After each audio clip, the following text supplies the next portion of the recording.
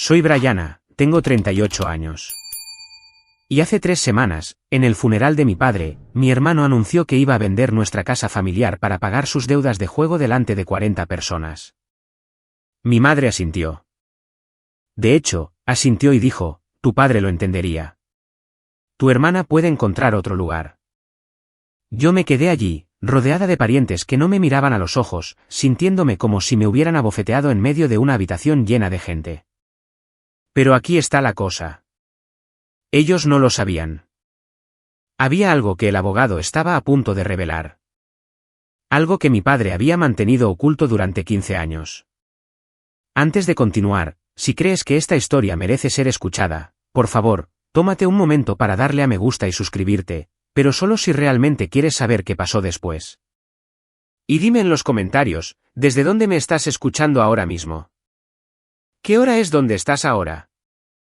Déjame llevarte 3 semanas atrás, a la noche en que recibí la llamada a las 2 de la madrugada. Mi teléfono iluminó mi pequeño apartamento tipo estudio en Center City, Filadelfia.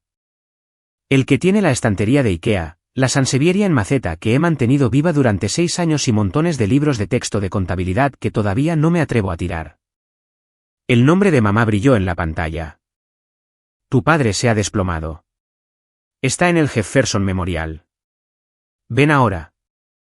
Conduje 45 minutos por autopistas vacías en mi Camry de 2015, el que tiene 120.000 millas y una luz de revisar motor que llevaba meses ignorando.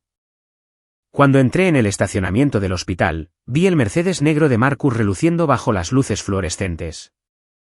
Me había ganado en llegar. Por supuesto que sí, pero no importaba. Para cuando llegué a la UCI, papá ya se había ido.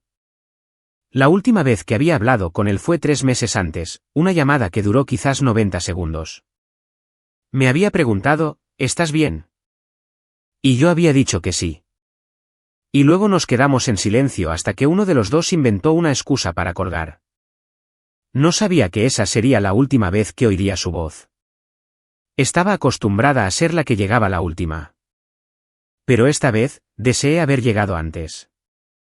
Para entender lo que pasó en ese funeral, necesitas entender a mi familia. Hace 20 años, yo tenía 18, sentada en la mesa de nuestro comedor con cartas de aceptación de la universidad extendidas frente a mí. Penn State, Temple, Drexel.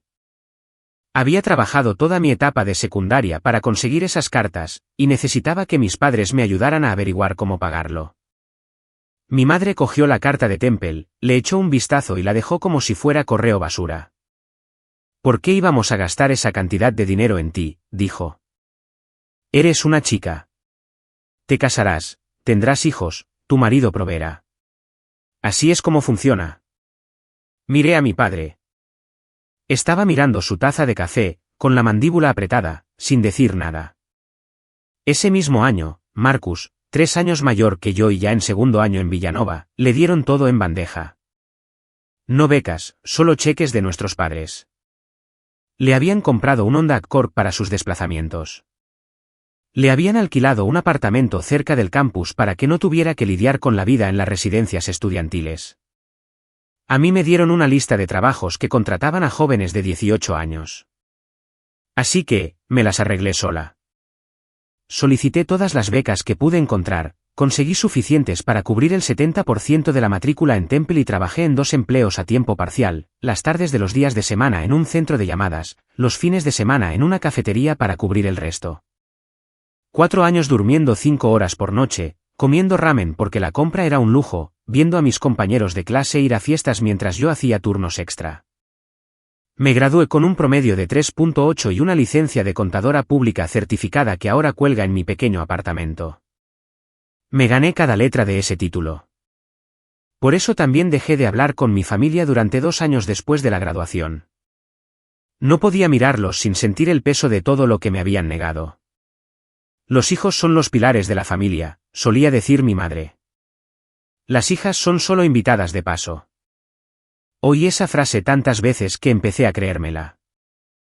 La mañana después de la muerte de papá, conduje de vuelta a la casa en la que crecí por primera vez en 3 años. Era una casa de 4 dormitorios de estilo colonial en los suburbios de Filadelfia, construida en 1985, con un porche envolvente y un patio trasero donde solía atrapar luciérnagas. El barrio era del tipo donde la gente pone banderas estadounidenses en sus buzones y se conocen por sus nombres. Clase media alta, respetable, el telón de fondo perfecto para una familia que parecía perfecta desde fuera. Marcus estaba esperando en la puerta principal cuando llegué. Me abrazó rápidamente, con un solo brazo, de la forma en que abrazas a alguien a quien estás obligado a reconocer pero que no quieres tocar particularmente. ¿Cuánto tiempo, hermanita?, dijo. ¿Te ves cansada? No respondí. Estaba demasiado ocupada fijándome en la bolsa de lona de Louis Vuitton en el pasillo, los palos de golf apoyados en la pared, los mocasines de Gucci alineados junto a las escaleras. Marcus llevaba 8 meses desempleado. Lo sabía porque mamá lo había mencionado durante una de sus raras llamadas de culpabilidad. ¿Dónde está mamá?, pregunté. Al teléfono con la funeraria. Lo tiene todo bajo control. Llevé mi bolsa de viaje arriba a mi antigua habitación, o lo que solía ser mi habitación. Las paredes seguían siendo del mismo azul pálido que las había pintado cuando tenía 15 años. Pero todo lo demás era diferente. Mi cama ya no estaba, reemplazada por el excedente de Marcus, más maletas de diseño, cajas de zapatos, una televisión de pantalla plana todavía en su embalaje. El dormitorio de mi infancia se había convertido en el trastero de mi hermano. Me quedé en el umbral de la puerta mirando el montón de cosas caras que pertenecían a un hombre que supuestamente no tenía dinero, y sentí que algo frío se instalaba en mi pecho. No pregunté por qué mi habitación se había convertido en su armario. Algunas preguntas se responden solas. El funeral estaba programado para 5 días después, según los deseos de papá. Sencillo, en Peterson e Hijos, la funeraria local por la que había pasado en coche cada día de camino al trabajo. Yo me encargué de la logística. Llamé al director de la funeraria, escribí el obituario, contacté a parientes con los que no había hablado en años. Organicé las flores, confirmé el catering y me aseguré de que los programas se imprimieran con la foto correcta, la de papá de hace 10 años, antes de que empezara a parecer cansado todo el tiempo. Marcus se encargó de las condolencias. Cada vez que un vecino pasaba con una cacerola, él aparecía en la puerta con su duelo ensayado, aceptando condolencias como un político trabajando a la multitud. Muchas gracias por pensar en nosotros, decía, con la mano en el hombro, la voz cargada de emoción. Papá lo habría apreciado. Pero a puerta cerrada, las cosas eran diferentes. Lo noté al tercer día. Mamá y Marcus no dejaban de tener conversaciones en susurros en el salón, conversaciones que se detenían bruscamente cada vez que yo entraba. Pillaba fragmentos, después del funeral y bienes raíces y gestionarlo rápidamente. La cuarta noche, pasaba por la cocina cuando oí a Marcus hablar por teléfono. Lo sé, decía, con la voz tensa por algo que sonaba a miedo. Lo tendré pronto. Después de esta semana. Solo dame hasta. Me vio y colgó inmediatamente. ¿Quién era?, pregunté. Nadie. Cosas del trabajo. No había trabajado en 8 meses. No insistí, pero lo archivé en mi mente. Otra pieza de un rompecabezas que aún no entendía. Esa noche, me tumbé en la habitación de invitados mirando al techo, preguntándome qué era lo que mi hermano estaba tan desesperado por pagar y por qué su miedo parecía más grande que su dolor. La noche antes del funeral, no pude dormir. Así que hice lo que siempre hago cuando no puedo calmar mi mente, organicé. Papá tenía un pequeño despacho en el sótano, una habitación desordenada con un escritorio de madera y archivadores de los años 90. Nadie lo había tocado desde que enfermó. Pensé que al menos podría empezar a ordenar las cosas, hacerme útil de una manera que no requiriera que hablara con nadie. El primer archivador estaba lleno de declaraciones de impuestos y facturas de servicios públicos de décadas atrás. El segundo contenía fotos antiguas, boletines de notas, míos y de Marcus, y una carpeta etiquetada como documentos importantes. Dentro, encontré mi certificado de nacimiento, algunas fotos mías de bebé y una sola hoja de papel con un logo que no reconocí. Farwell Family Holdings LLC, fechado en 2009. Lo miré fijamente. El documento era una especie de acuerdo de operación, denso en lenguaje legal que no entendía del todo, pero vi mi nombre en el texto y mi firma al final, ondulada e incierta, la caligrafía de mi yo de 23 años. Recordé ese día, 2009. Papá me había llamado y me había pedido que volviera a casa para firmar unos papeles. Solo son cosas administrativas para el negocio, había dicho. Nada importante. Yo acababa de salir de la universidad, todavía confiaba en él a pesar de todo. Así que firmé donde él señaló sin leer la letra pequeña. Lo había olvidado por completo hasta ahora. Metí el papel en mi bolso, planeando preguntarle a mamá sobre ello más tarde. Cuando la encontré en la cocina a la mañana siguiente y mencioné Farwell Family Holdings, hizo un gesto despectivo con la mano. Esa empresa se disolvió hace años. No pierdas el tiempo escarbando en el pasado. Así que no lo mencioné de nuevo, pero guardé el papel. Algo me dijo que lo hiciera. El funeral fue un jueves, gris y frío, el tipo de día de noviembre que hace que todo se sienta más pesado. Peterson e Hijos era la funeraria más grande de la zona, con paneles de madera oscura y vidrieras que proyectaban luz de colores sobre los bancos. Vinieron más de 40 personas, parientes, antiguos compañeros de papá de la empresa de construcción que había dirigido, vecinos que lo recordaban como el hombre tranquilo que siempre paleaba la nieve de sus entradas después de las tormentas. Marcus pronunció el panegírico. Se puso de pie en el podio con un traje de Tom Ford. Reconocí el corte porque lo había visto en una revista, $3,000 como mínimo, y habló de papá como si hubieran sido los mejores amigos. Habló de viajes de pesca que habían hecho, de consejos que papá le había dado, del vínculo inquebrantable entre padre e hijo. Me senté en la última fila escuchando historias que nunca había oído, preguntándome si alguna de ellas era siquiera cierta. Los viajes de pesca quizás, pero las conversaciones de corazón a corazón, la conexión profunda y significativa. Había vivido en esa casa durante 18 años, y nunca había visto a papá hablar con Marcus de algo más personal que los resultados deportivos. Pero la multitud se conmovió. Las mujeres se secaban los ojos. Los hombres asentían solemnemente. A Marcus siempre se le había dado bien actuar. Mamá se sentó en la primera fila vistiendo un Chanel negro y su característico collar de perlas, un regalo de Marcus. Le gustaba recordar a la gente, aunque todos sabíamos que papá lo había pagado. Aceptaba las condolencias con una dignidad practicada. La viuda afligida que lo tenía todo bajo control. Nadie vino a ver cómo estaba yo. Nadie preguntó cómo lo estaba llevando. Yo era solo ruido de fondo. La hija que había estado fuera demasiado tiempo para importar. No sabía que el panegírico era solo el acto de apertura. La verdadera actuación vendría después. Después de la oración final, la mayoría de la gente empezó a recoger sus abrigos para irse, pero Marcus volvió a subir al podio y se aclaró la garganta.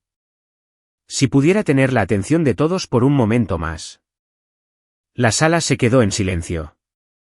Vi a mamá sentirle desde su asiento, un gesto diminuto, casi imperceptible, como el de un director dando la entrada a un actor. Nuestra familia ha estado discutiendo qué hacer de ahora en adelante, dijo Marcus, con su voz cargada de la misma emoción ensayada del panegírico. Y hemos tomado una decisión difícil.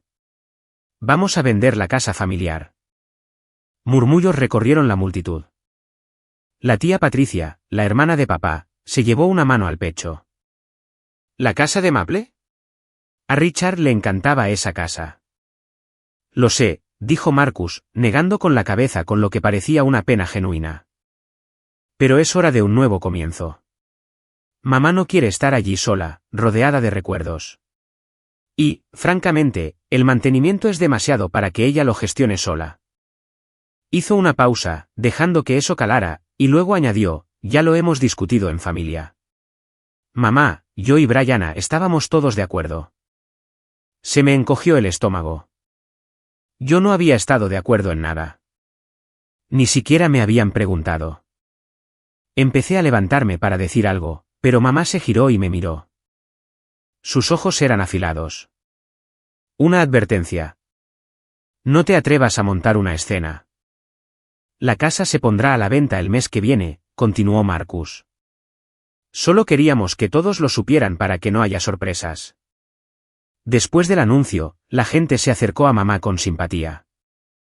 ¡Qué decisión tan difícil! Richard lo entendería. Tienes que hacer lo que es mejor para la familia. Nadie me preguntó qué pensaba.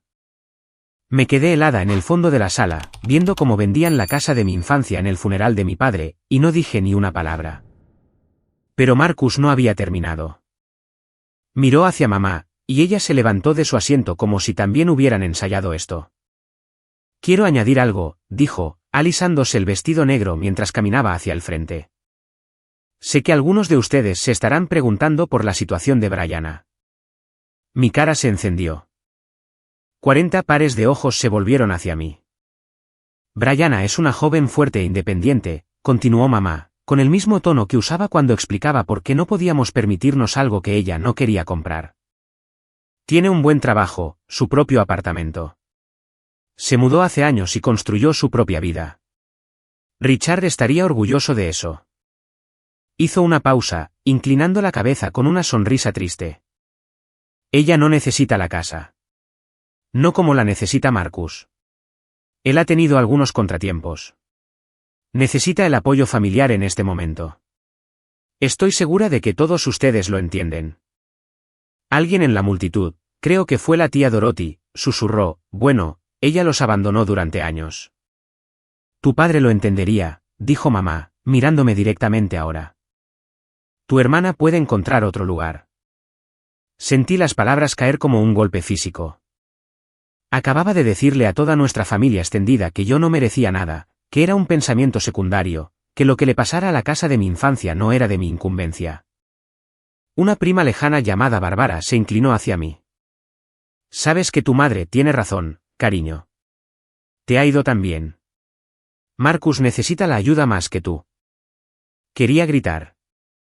Quería hablarles de las becas por las que tuve que luchar, de los trabajos que hice, de los años que pasé construyendo algo de la nada mientras Marcus agotaba todos los recursos que nuestros padres tenían. Pero no lo hice. Simplemente me quedé allí, sintiéndome más pequeña de lo que me había sentido en años, y no dije nada. Después del servicio, salí mientras todos los demás se quedaban a socializar. El aire de noviembre era amargo, pero lo necesitaba. Necesitaba respirar algo que no se sintiera como una traición. A través de la ventana, vi a Marcus estrechar la mano de un hombre con un traje gris a medida. Intercambiaron tarjetas de visita. El hombre le entregó a Marcus una carpeta con el logo de una agencia inmobiliaria en la portada. Había traído a un agente inmobiliario al funeral. Mamá apareció junto al hombre, señalando hacia la puerta como si estuviera dando indicaciones. Un minuto después, los vi a todos subir a coches separados y marcharse en dirección a la casa. Me di cuenta de que estaban enseñando la propiedad antes de que papá estuviera siquiera bajo tierra. Volví a entrar para buscar mi bolso y fue entonces cuando oí a la tía Dorothy hablar con un grupo de primos. Bueno, ¿qué esperas? Brianna los abandonó. No llamó. No los visitó durante años y ahora quiere aparecer y reclamar algo.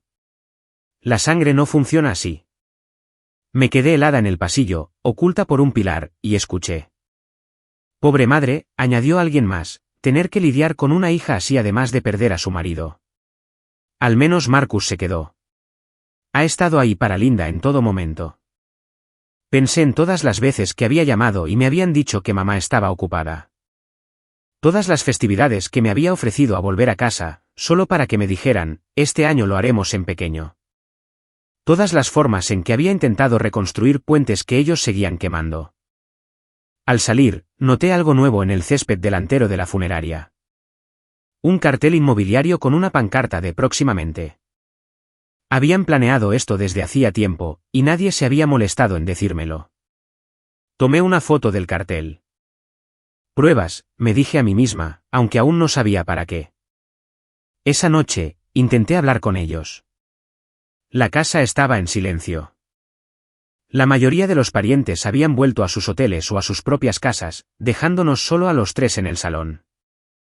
Mamá en el sillón de cuero de papá. Marcus despatarrado en el sofá.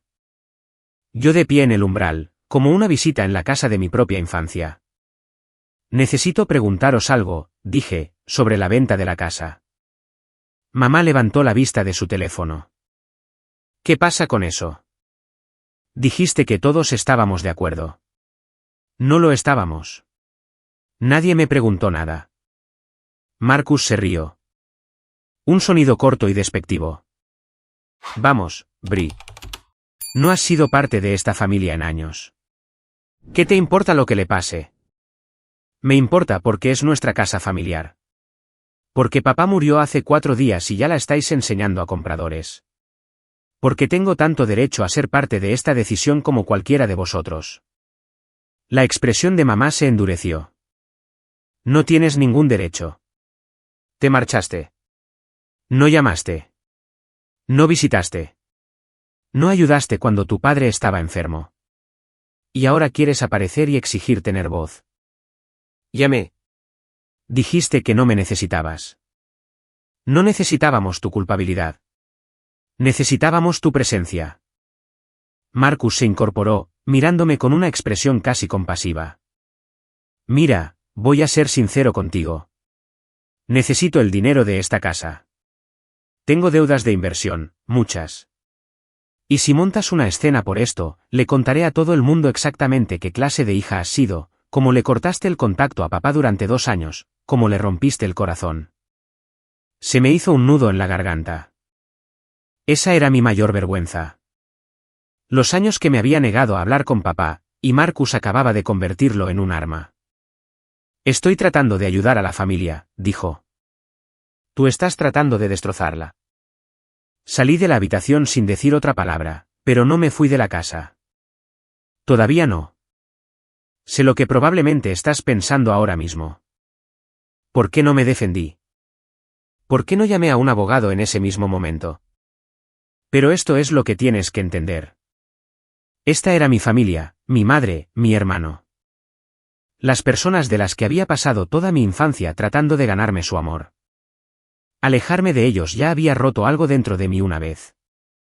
No estaba preparada para hacerlo de nuevo. Si alguna vez has estado en una situación como esta, donde defenderte significaba perder a todos los que habías conocido, deja un comentario abajo. Dime que no estoy sola. Y si quieres saber qué pasó después, quédate conmigo. 3 días después del funeral, mamá convocó otra reunión familiar, esta vez en la casa para discutir el patrimonio, dijo, para que todos estemos en la misma página. 15 personas se agolparon en el comedor. La tía Dorothy, el tío Frank, mi abuela por parte de mamá, varios primos que apenas reconocía. La habitación parecía más pequeña de lo que recordaba, abarrotada de cuerpos y opiniones, y el peso de las decisiones que se tomaban sin mí.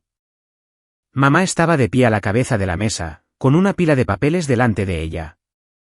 Marcus estaba sentado a su derecha, con los brazos cruzados, mirándome como si yo fuera un problema que había que gestionar. Esta es la situación, comenzó mamá.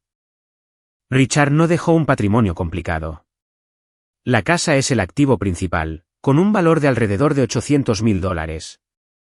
Mi plan es venderla, pagar las deudas pendientes y usar el resto para mantenerme en mi jubilación. ¿Y Brianna? Preguntó la abuela. Era la única que me miraba con algo que no fuera juicio. Brianna tiene su propia carrera, dijo mamá con suavidad. No necesita apoyo. Se mudó hace años, construyó su propia vida. Estoy orgullosa de ella por eso.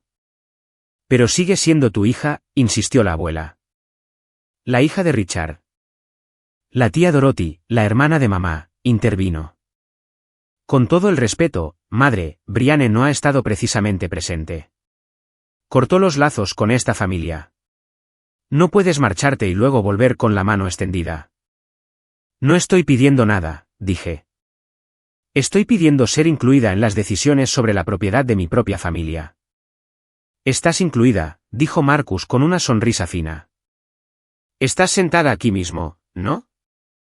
La habitación se llenó de risas incómodas. Sentí que se me sonrojaba la cara. Nadie me defendió. Ni una sola persona en esa mesa habló para decir que yo merecía tener voz.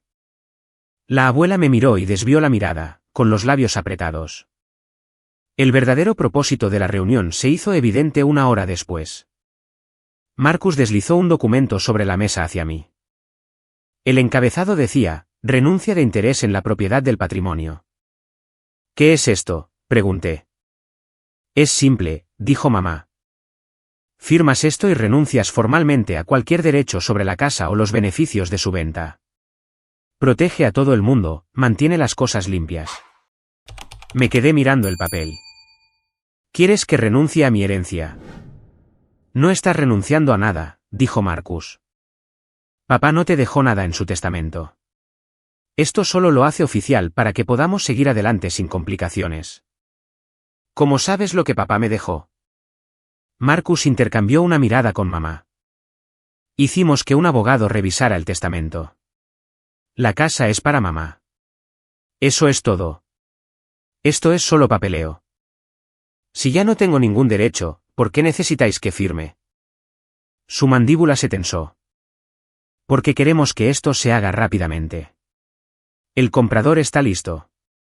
No necesitamos que una hija distanciada aparezca dentro de 6 meses reclamando que merece una parte. ¿Y si no firmo? Mamá se inclinó hacia adelante. Entonces le diré a todo el mundo en esta sala y a todos los que no estuvieron aquí exactamente qué clase de hija has sido.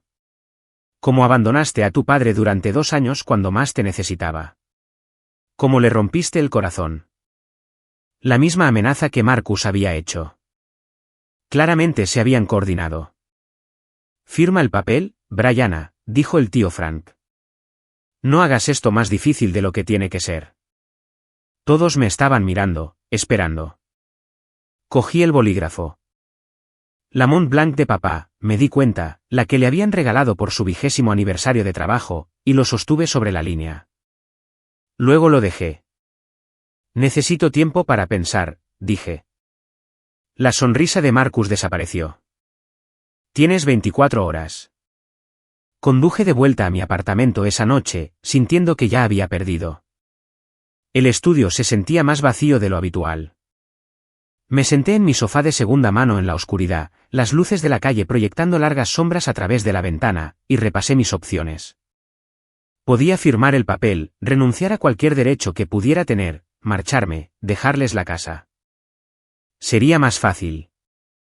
No más reuniones familiares, no más acusaciones, no más sentir que no pertenecía. Pero algo en mí se negó. Quizás fue el orgullo. Quizás fue el recuerdo de todas esas noches que había trabajado turnos dobles para pagar un título que mis padres se negaron a financiar. Quizás fue la forma en que mamá había anunciado a 40 personas que yo no importaba. O quizás fue el papel en mi bolso, el que tenía el logo que no reconocí. Farwell Family Holdings LLC. Lo saqué y lo miré de nuevo a la tenue luz. Mi firma estaba allí, al final. Ondulada y joven, de hace 15 años. Papá me había pedido que lo firmara, y yo lo había hecho sin dudar porque confiaba en él. ¿Qué había firmado? Pensé en llamar a un abogado, pero era casi medianoche y ni siquiera sabía por dónde empezar. Entonces recordé que el programa del funeral de papá mencionaba un nombre. Gerald Whitmore, abogado de sucesiones, abogado de la familia Henderson durante 20 años. Encontré el número en la vieja agenda de papá, que había cogido de su despacho junto con algunas otras cosas. Mañana, decidí, mañana llamaría a este Gerald Whitmore y le preguntaría qué significaba Farwell Family Holdings. Si iba a perder, al menos quería saber la verdad primero. El despacho de Gerald Whitmore estaba en el 4º piso de un edificio de ladrillo en el centro de Filadelfia, el tipo de lugar con placas de latón con los nombres, alfombras persas y el leve olor a papel viejo. Era mayor de lo que esperaba, de unos 60 y tantos años, con el pelo blanco y gafas de montura de alambre que le hacían parecer el abuelo de alguien, pero sus ojos eran agudos cuando me estrechó la mano. Señorita Henderson, esperaba que llamara. Eso me sorprendió. ¿Lo esperaba? Por favor, siéntese. Señaló una silla de cuero frente a su escritorio. He sido el abogado de sucesiones de su padre durante 20 años. Él y yo teníamos un acuerdo. Saqué el documento de la LLC de mi bolso y lo deslicé sobre el escritorio. Encontré esto en sus archivos. No sé qué significa, pero tiene mi nombre. Whitmore lo cogió y algo parpadeó en su rostro. Reconocimiento, quizás alivio. ¿Sabe algo sobre Farwell Family Holdings LLC?, preguntó. Mi madre dijo que la empresa se disolvió hace años. Su madre se equivoca. Abrió un cajón y sacó una carpeta de manila, gruesa, bien organizada, como si la hubiera estado guardando preparada. Señorita Henderson, hay algo que su padre me pidió que le dijera, pero solo cuando fuera el momento adecuado.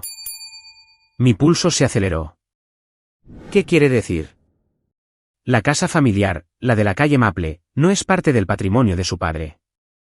¿Qué?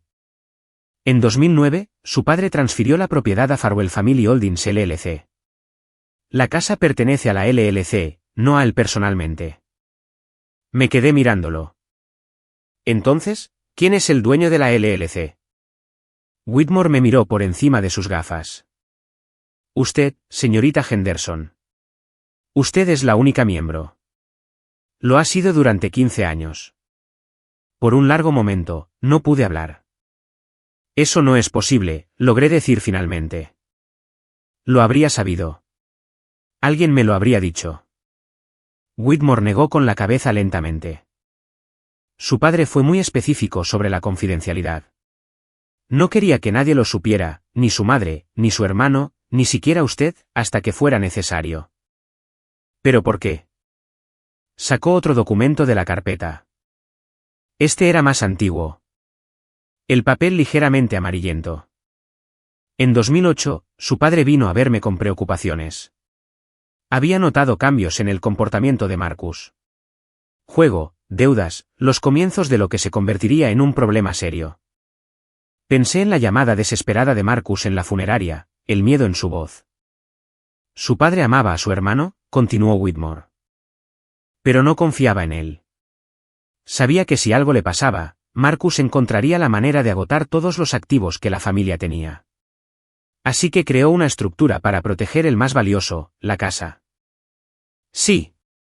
La transfirió a la LLC en 2009 y la designó a usted, y solo a usted, como la única miembro.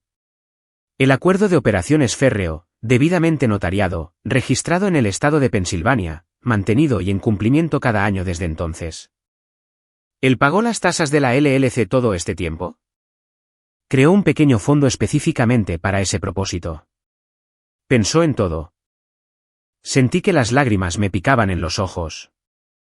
Todos esos años pensé que a papá no le importaba. Todos esos silencios que interpreté como indiferencia. Y durante todo este tiempo había estado construyendo una fortaleza a mi alrededor. Su padre no era bueno con las palabras, dijo Whitmore con delicadeza. Pero era meticuloso con los documentos. Esta fue su forma de decir lo que no podía. Me sequé los ojos con el dorso de la mano. ¿Qué hago ahora? Ahora, dijo, aclaramos las cosas. Whitmore me dejó sentar en su despacho todo el tiempo que necesité.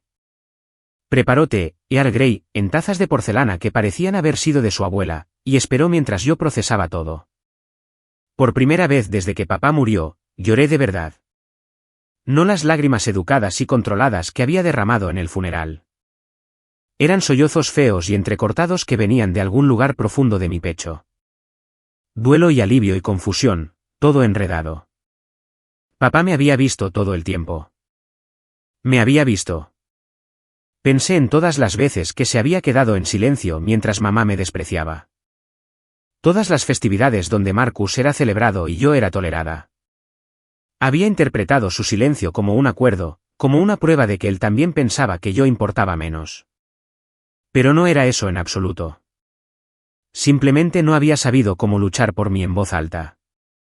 Así que había luchado por mí en el papel. Whitmore me entregó un sobresellado. Mi nombre estaba escrito en el frente con la letra de papá. Temblorosa, las letras desiguales, como si sus manos hubieran estado inestables cuando lo escribió. Me dio esto hace 3 meses, dijo Whitmore. Me pidió que lo guardara hasta que usted lo necesitara. No lo abrí allí. No estaba preparada, pero pasé el pulgar sobre las letras de mi nombre y sentí que algo cambiaba dentro de mí. Habrá una lectura formal del testamento, dijo Whitmore. La organizaré para el viernes. Invitaré a todos los que estuvieron en esa reunión familiar.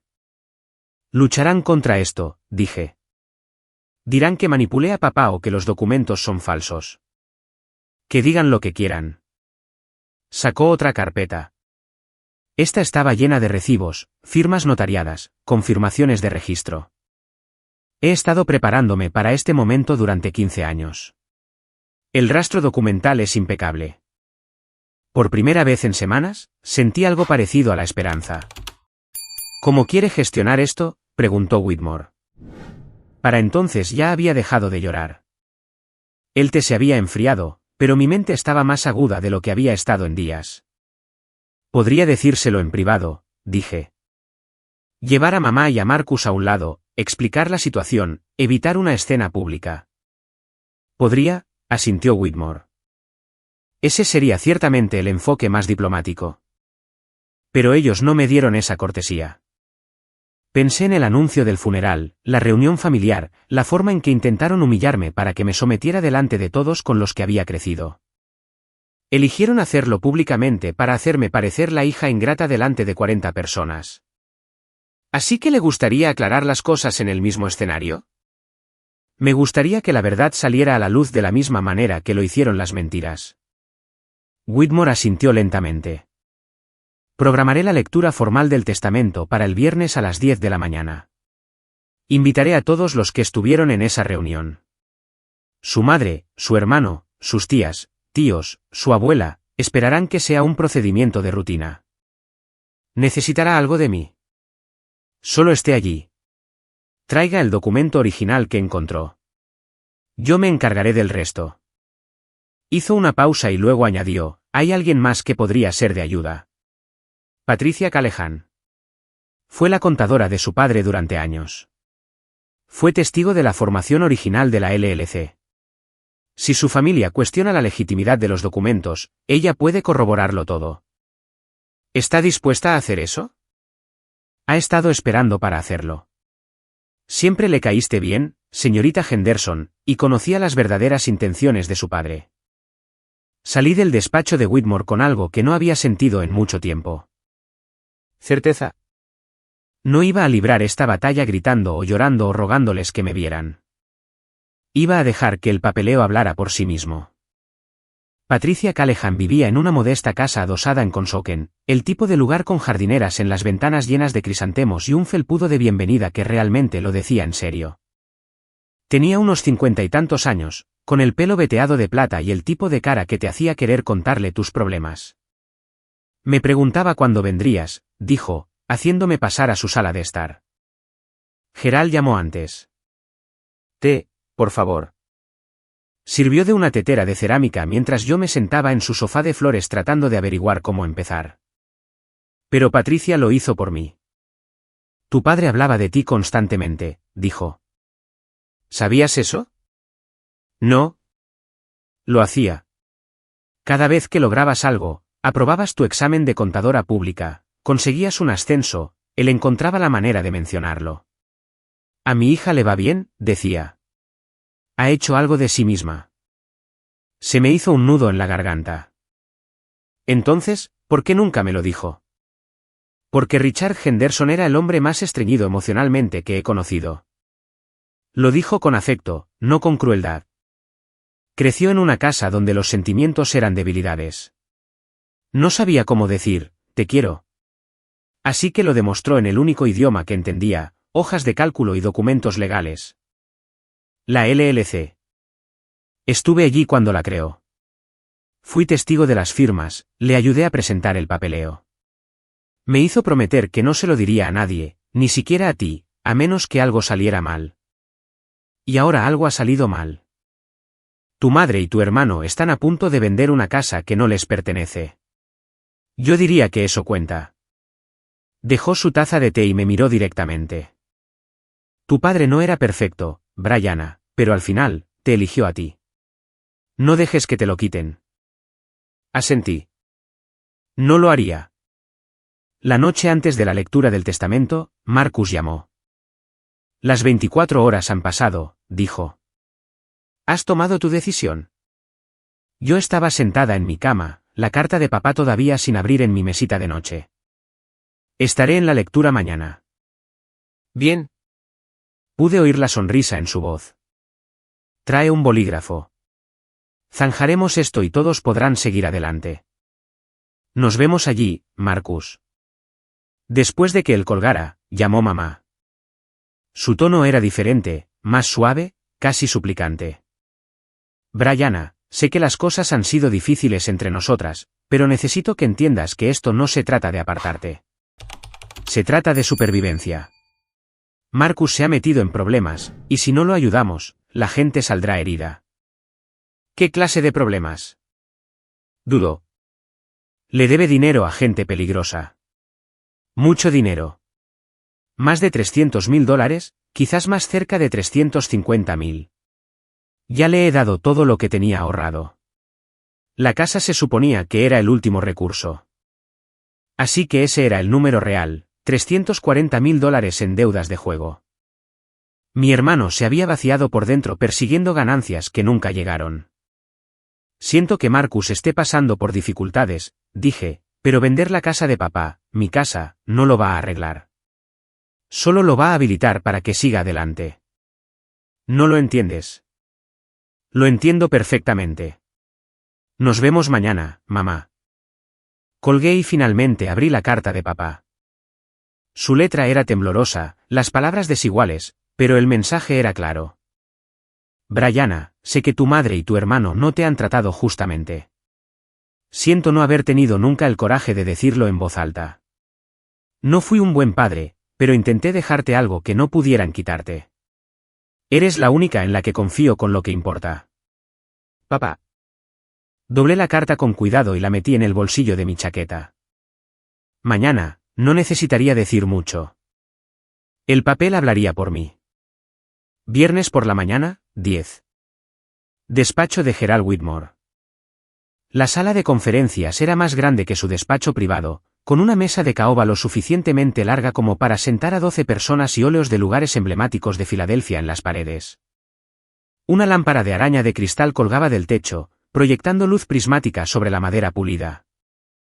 Llegué a las 9:45 y encontré a Whitmore ya preparándolo todo, con carpetas dispuestas en su asiento, un vaso de agua en cada lugar, el proyector listo por si necesitaba mostrar documentos.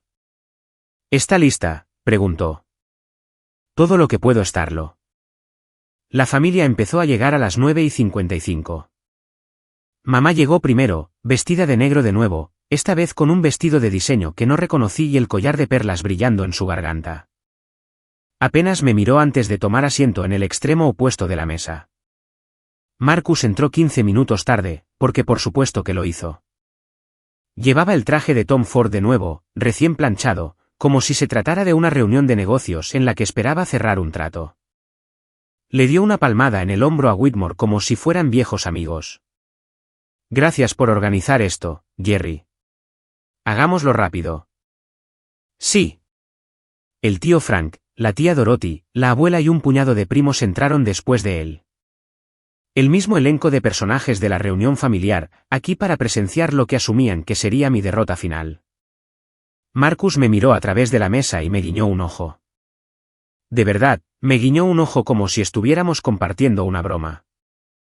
¿Has traído un bolígrafo esta vez?, preguntó. No respondí. Simplemente me alisé la chaqueta azul marino, la misma que usaba para reuniones importantes con clientes, la que había comprado con mi propio dinero después de mi primer ascenso, y esperé. Whitmore cerró la puerta y ocupó su lugar a la cabeza de la mesa. Empezamos. Tengo que hacer una pausa aquí por un segundo porque este es el momento que había estado esperando toda mi vida, no por venganza. Quiero dejar eso claro. No estaba sentada en esa sala de conferencias soñando con hacer sufrir a mi familia. Estaba esperando ser vista, ser reconocida, que finalmente, después de 32 años, alguien se pusiera de pie y dijera que yo importaba. Si alguna vez te has sentido invisible en tu propia familia, como si no importara lo que lograras, nunca fuera suficiente, entonces sabes exactamente cómo me sentía en esa silla. Dale a me gusta y comenta si todavía estás conmigo, y quédate cerca. Lo que pasó a continuación lo cambió todo. Whitmore comenzó con las formalidades habituales, confirmando la identidad de todos, explicando el propósito de la lectura, describiendo la estructura básica del patrimonio de papá. El testamento de Richard Henderson es sencillo, dijo, pasando las páginas de su carpeta. Los efectos personales se distribuirán entre los miembros de la familia a discreción de la señora Henderson. Su vehículo, un Honda Accord de 2018, es para Marcus. Sus cuentas de ahorro, que suman aproximadamente $47.000, son para su esposa, Linda. Mamá asintió, con aspecto satisfecho. Marcus se reclinó en su silla con el aire de alguien que ve a un caballo por el que ha apostado tomar la delantera. ¿Y la casa?, preguntó la tía Dorothy. ¿La propiedad de la calle Maple? Whitmore hizo una pausa. Se quitó las gafas, las limpió con su corbata y se las volvió a poner, un gesto que más tarde me daría cuenta de que fue totalmente deliberado. Con respecto a la casa, dijo lentamente. Hay un problema. La sala se quedó en silencio. Marcus se enderezó. ¿Qué tipo de problema?, preguntó mamá. La propiedad en la calle Maple no es parte del patrimonio personal del señor Henderson. Eso es ridículo, dijo Marcus. Fue dueño de esa casa durante 30 años. Vivió en esa casa durante 30 años, corrigió Whitmore. Pero la propiedad se transfirió en 2009. La propiedad está a nombre de una sociedad de responsabilidad limitada llamada Farwell Family Holdings LLC. Vi cómo la sangre desaparecía del rostro de mi madre. Marcus parecía confundido, como si alguien hubiera empezado a hablar un idioma que no entendía. ¿Qué demonios es Farwell Family Holdings?, exigió. Whitmore sacó una carpeta gruesa de debajo de sus notas. En la cubierta, con la letra pulcra de papá, había una etiqueta, documentos de la propiedad. No destruir. Creo, dijo Whitmore, que tenemos que discutir la estructura corporativa que su padre estableció hace 15 años. Whitmore extendió los documentos uno por uno, como un croupier repartiendo cartas sobre una mesa. En 2009, Richard Henderson transfirió la propiedad de la calle Maple a una sociedad de responsabilidad limitada. La LLC se formó correctamente. La transferencia se registró legalmente en el condado, y todos los impuestos y tasas se han pagado cada año desde entonces. Así que, la empresa es dueña de la casa, dijo Marcus. Bien. ¿Quién es el dueño de la empresa? El acuerdo de operación especifica un único miembro, una persona con control total sobre la LLC y todos sus activos. Whitmore me miró. Todas las cabezas en la sala se giraron para seguir su mirada. Esa persona es Brianna Henderson. El silencio duró exactamente 3 segundos. Luego, Marcus se levantó de un salto. Eso es. Su cara había pasado de pálida a roja en un instante. Ella lo manipuló. Se aprovechó de él cuando estaba enfermo y confundido. Los documentos se ejecutaron en 2009, dijo Whitmore con calma. Su padre tenía 53 años y gozaba de perfecta salud. Las firmas fueron notariadas por un notario público licenciado y presenciadas por su contadora, quien está preparada para testificar sobre su competencia mental en ese momento. No me creo esto. Marcus agarró uno de los documentos y lo escaneó, con las manos temblando. Esto es un fraude. Esto es. Esta es la elección de su padre, dijo Whitmore. Hecha deliberadamente, mantenida cuidadosamente y legalmente vinculante. Mamá finalmente habló, su voz apenas un susurro. Nunca me lo dijo. 25 años de matrimonio, y nunca dijo una palabra. Me pidió que lo mantuviera confidencial. Honré esa petición. Me senté muy quieta, sintiendo el peso de 40 años de dinámicas familiares cambiando en tiempo real. Mis tías me miraban fijamente. Mi abuela tenía lágrimas en los ojos. Y mi hermano parecía que quería volcar la mesa. La casa vale casi $900.000, dijo Marcus. Pertenece a la familia. ¿Pertenece a la LLC?, respondió Whitmore. Y la LLC pertenece a tu hermana. Mamá se volvió hacia mí con una expresión que nunca antes había visto. Una mezcla de traición y desesperación que la hacía parecer mayor de sus 67 años. Lo sabías, dijo. Todo este tiempo lo supiste. Me enteré hace 3 días, dije. Después de que anunciaras en el funeral de papá que yo podía encontrar otro lugar. No te atrevas, comenzó Marcus. Déjala terminar, dijo la abuela bruscamente. Todos se callaron. Tomé aliento. Encontré un documento en el despacho de papá y no sabía qué significaba. Llamé al señor Whitmore para preguntar. Él me dijo la verdad, una verdad que ninguno de vosotros se molestó en compartir porque ya habíais decidido que yo no merecía ser parte de las decisiones de esta familia. La compostura de mamá se quebró. Necesitamos ese dinero, Brianna. Marcus está en problemas. Problemas de verdad. Le debe a gente que no negocia. ¿Cuánto?, preguntó el tío Frank, frunciendo el ceño. Marcus no dijo nada, así que lo hice yo. $340.000 en deudas de juego. La sala estalló. La mano de la tía Dorothy voló a su pecho. Uno de mis primos murmuró, «Santo cielo». El tío Frank miró a Marcus como si nunca lo hubiera visto antes. «¿Eso? Eso no es exacto», tartamudeó Marcus. «Son inversiones, ¿no?» «Llevo años cubriéndolo», dijo mamá, con la voz quebrada. Le he dado todo lo que tenía. La casa se suponía que era el último recurso. Me miró con los ojos enrojecidos. Tu padre solo lleva muerto 2 semanas y nos vas a quitar nuestra casa. No estoy quitando nada, dije. Estoy reclamando lo que papá me dejó. De la misma manera que vosotros habéis estado reclamando todo lo que él os dejó. La única diferencia es que él se aseguró de que ésta no pudieran quitármela. El collar de perlas alrededor de su garganta captó la luz mientras ella inclinaba la cabeza. Por primera vez en mi vida, había dicho algo con lo que ella no podía discutir. Me puse de pie. La atención de todos se centró en mí. Algunos hostiles, otros curiosos, otros cuidadosamente neutrales. Podía sentir mi corazón latiendo con fuerza, pero mantuve mi voz firme. No estoy aquí para regodearme, dije. Y no estoy aquí para castigar a nadie. Estoy aquí porque papá quería que yo tuviera esto. Tomó esa decisión cuando yo tenía 23 años, y la mantuvo en secreto durante 15 años. Eso me dice algo sobre lo que él creía. A mí me dice que fue manipulado, escupió Marcus. A mí me dice que él vio lo que se venía. Miré directamente a mi hermano. Sabía que te gastarías todo lo que él construyó si te daban la oportunidad. Y tenía razón. Marcus se abalanzó hacia adelante y por un momento pensé que de verdad podría golpearme. Pero el tío Frank lo agarró del brazo. Siéntate, dijo el tío Frank. Ya has hecho suficiente daño. Me volví hacia mi madre. Puedes quedarte en la casa.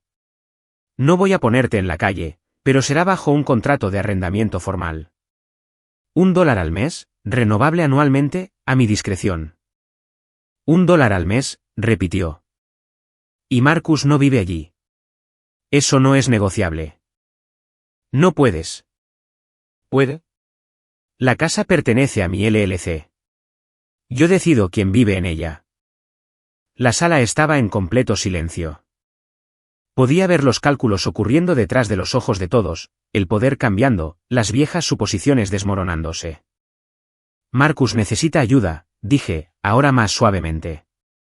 Ayuda de verdad, no dinero para tirar a los corredores de apuestas. Si quiere recibir tratamiento para su adicción, lo apoyaré. Pero no seré parte de permitirle que se destruya a sí mismo. Recogí mi bolso y miré alrededor de la mesa por última vez. Yo no pedí esto, pero no voy a disculparme por aceptar lo que mi padre eligió darme. Luego salí. Llegué a la mitad del pasillo antes de oír pasos detrás de mí. Brianna, espera. Me giré. Era la abuela, la madre de mi madre, moviéndose más rápido de lo que la había visto moverse en años, su bastón golpeando contra el suelo de mármol. Abuela, lo siento. Sé que eso fue. No te disculpes. Me alcanzó y tomó mi mano entre las suyas. Su agarre era más fuerte de lo que esperaba. Necesito decirte algo. Nos metimos en un hueco cerca del ascensor, fuera de la vista de la sala de conferencias. Yo lo sabía, dijo. Lo de la LLC. Richard me lo dijo antes de morir. Me pidió mi bendición. La miré fijamente. Lo supiste todo este tiempo. Vino a verme hace 3 meses, justo después de su diagnóstico, dijo que no le quedaba mucho tiempo y que necesitaba saber que había hecho lo correcto. Sus ojos brillaron. Me preguntó, ¿crees que debería proteger a Brianna? Y le dije, sí, porque tu madre no iba a hacerlo. Sentí que las lágrimas amenazaban de nuevo. ¿Por qué no dijiste nada en la reunión familiar? Porque no era mi secreto para contarlo. ¿Y por qué? Suspiró, quería ver si tu madre recapacitaba por sí misma. Darle la oportunidad de hacer lo correcto. No lo hizo. No, no lo hizo. La abuela apretó mi mano. Pero tú sí. Te mantuviste firme. No dejaste que te intimidaran. Aprendí viéndote a ti, dije en voz baja. Sonrió. Una sonrisa real, del tipo que recordaba de mi infancia. Me recuerdas a tu abuelo. Él también era terco, en el mejor sentido. Me dio una palmadita en la mejilla y se volvió hacia la sala de conferencias. Vete a casa, cariño. Te has ganado un descanso. Yo me encargaré de lo que queda ahí dentro. Estaba casi en mi coche cuando Marcus me alcanzó. Brianna, espera, por favor. Me detuve pero no me giré. Podía oír su respiración, entrecortada, desigual, como si hubiera estado corriendo. Sé que estás enfadada, dijo. Tienes todo el derecho a estarlo, pero no entiendes lo que está pasando. Entonces explícamelo. Se movió para ponerse frente a mí, y por primera vez, vi más allá del traje caro y la confianza practicada. Mi hermano parecía destrozado, con ojeras oscuras bajo los ojos, las manos temblando, la desesperación de un hombre que se había quedado sin opciones. La gente a la que le debo dinero, dijo. No son pacientes. Han estado enviando gente a seguirme, dejando notas en mi coche. La semana pasada, alguien me rajó los neumáticos. Marcus, tengo miedo, Bri. Su voz se quebró. Me metí hasta el cuello. Y seguía pensando que podía recuperarlo. Solo una apuesta más, un juego más, y entonces todo estaría bien. Pero nunca lo estuvo. Y ahora estoy tan hundido que no veo la salida. Miré a mi hermano. Lo miré de verdad. El hombre al que le habían dado todo por lo que yo había tenido que luchar, que había despilfarrado todas las ventajas y todavía esperaba que alguien más limpiara su desastre. Y debajo de todo eso, vi al niño que solía jugar a la pelota conmigo en el patio trasero. El adolescente que me acompañaba a la escuela cuando tenía miedo de los niños mayores, antes de que todo saliera mal. Necesitas rehabilitación, dije. No dinero. Lo sé. 90 días como mínimo. Un programa de verdad, no un retiro de fin de semana. Él asintió, sin mirarme a los ojos.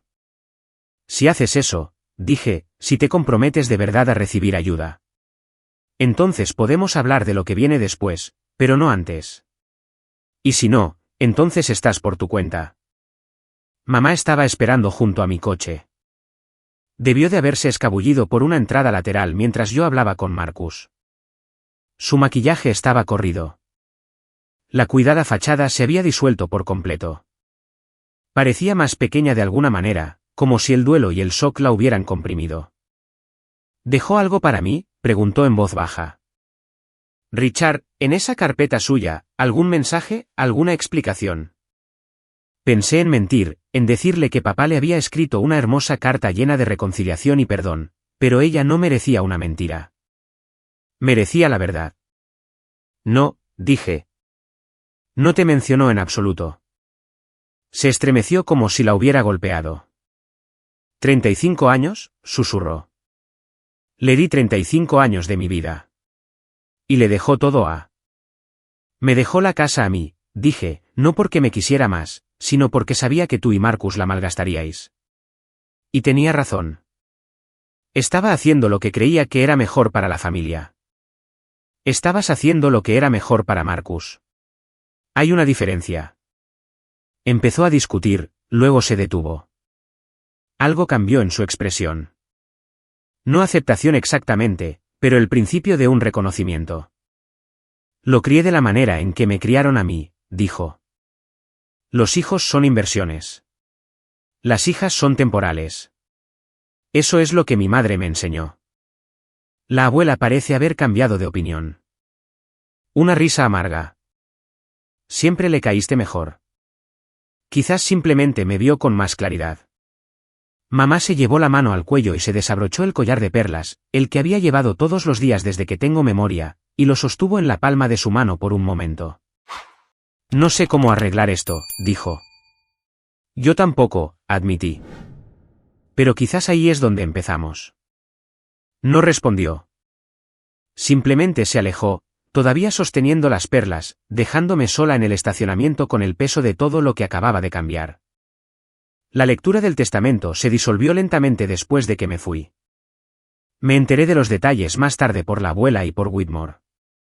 La tía Dorothy había intentado argumentar que la LLC era de alguna manera fraudulenta, pero Whitmore la silenció con documentación que se remontaba a 15 años, firmas notariadas, registros estatales, informes anuales, cada y con su punto y cada T con su raya.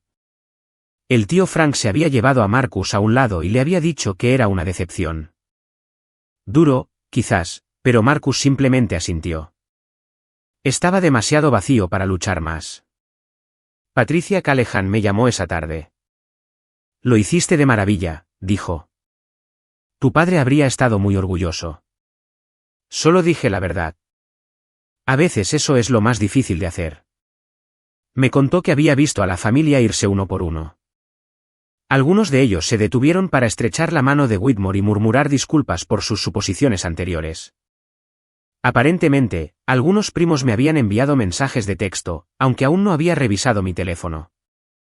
Tu abuela se quedó hasta el final, añadió Patricia. Quería asegurarse de que el mensaje quedara claro.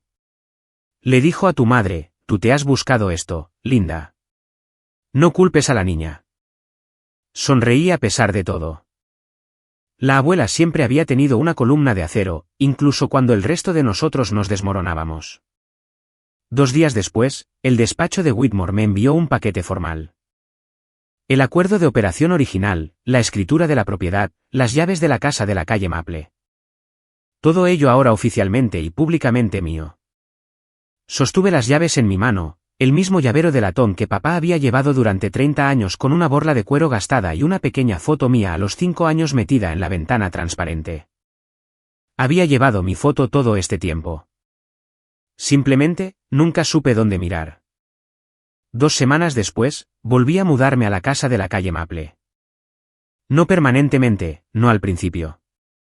Mantuve mi apartamento en la ciudad por trabajo, pero empecé a pasar los fines de semana en la casa, limpiando el desorden, arreglando las cosas que papá había dejado pasar durante sus últimos meses.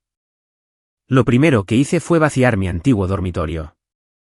Las maletas de diseño de Marcus, las cajas de zapatos llenas de zapatillas que no podía permitirse, la televisión de pantalla plana todavía en su embalaje, todo fue al garaje. Podía recogerlo cuando quisiera, pero ya no se quedaría en mi habitación. Luego volví a pintar las paredes. Verde salvia suave esta vez, un color que siempre había querido pero nunca había pedido. Mamá vivía en la habitación de invitados ahora, bajo el acuerdo de arrendamiento que habíamos redactado. $1 al mes. Estaba callada la mayor parte del tiempo. No hablábamos mucho, pero tampoco peleábamos. Era una especie de paz que nunca había esperado. Incómoda, frágil, pero real. Marcus ingresó en un programa de 90 días en Nueva Jersey. Uno de verdad, con terapia de grupo y asesoramiento sobre adicciones y sin acceso a su teléfono. No lo visité, pero le envié una carta, solo una línea. Te estoy apoyando. Me respondió 2 semanas después. 2 palabras, gracias. Los domingos, empecé a cenar con la abuela. Venía con una cacerola o un pastel, y nos sentábamos en la cocina donde yo solía hacer los deberes, y me contaba historias sobre mi abuelo, el hombre terco del que aparentemente había heredado más de lo que sabía. La casa se sentía diferente ahora, más ligera, como si hubiera estado conteniendo la respiración durante años, esperando que alguien la dejara exhalar. Puse flores frescas en la repisa de la chimenea donde estaba la foto de papá. Rosas amarillas, sus favoritas. Anoche, me senté en el porche mientras se ponía el sol, sosteniendo una taza de té de jengibre. El mismo tipo que papá solía beber cada tarde, aunque nunca lo supe hasta que encontré su taza en el armario. Había leído su carta 100 veces para entonces. Las palabras se estaban desgastando en los pliegues donde había doblado y desdoblado el papel, pero todavía podía distinguir la última línea. Eres la única en la que confío con lo que importa. Durante tanto tiempo, pensé que mi padre no me quería. Pensé que su silencio era la prueba de que no valía la pena alzar la voz por mí, que era invisible para él de la misma manera que era invisible para todos los demás en esa casa. Pero lo había entendido al revés. Papá no sabía cómo amar en voz alta. Creció en una familia donde las emociones eran debilidades y las acciones lo eran todo. Así que me demostró que le importaba de la única manera que sabía, protegiéndome con documentos cuando no podía protegerme con palabras. Solía pensar que la fuerza significaba contraatacar, gritar, exigir ser vista. Pero ahora lo entiendo de otra manera. A veces, la fuerza es paciencia. A veces, es construir una fortaleza tan silenciosamente que nadie se da cuenta hasta que ya está en pie. No voy a fingir que todo está arreglado. Mamá y yo todavía estamos aprendiendo a estar en la misma habitación. A Marcus le quedan 84 días en rehabilitación, y no sé quién será cuando salga. Algunos de mis parientes todavía piensan que manipulé a un hombre moribundo, pero yo sé la verdad y eso es suficiente. Papá nunca dijo, te quiero, pero escribió mi nombre en cada documento que importaba. Me dio la casa en la que crecí, la seguridad que mi madre intentó quitarme y un futuro que nadie podía robar. Esa fue su manera de decirlo, y finalmente lo oí. Gracias por quedarte conmigo hasta el final. Si alguna vez te has sentido invisible en tu propia familia, como si no importara lo que lograras, siempre fueras menos que suficiente. Quiero que sepas algo. Mereces ser vista. Mereces ser valorada. Y protegerte no es egoísta. Es necesario. Si esta historia significó algo para ti, por favor, dale a me gusta y suscríbete. Ayuda más de lo que crees. Y si tienes una historia propia sobre la familia, sobre los límites, sobre finalmente defenderte, compártela en los comentarios. Me encantaría oírla. Revisa la descripción para más historias como esta. Hasta la próxima, sé amable contigo misma. Te lo has ganado.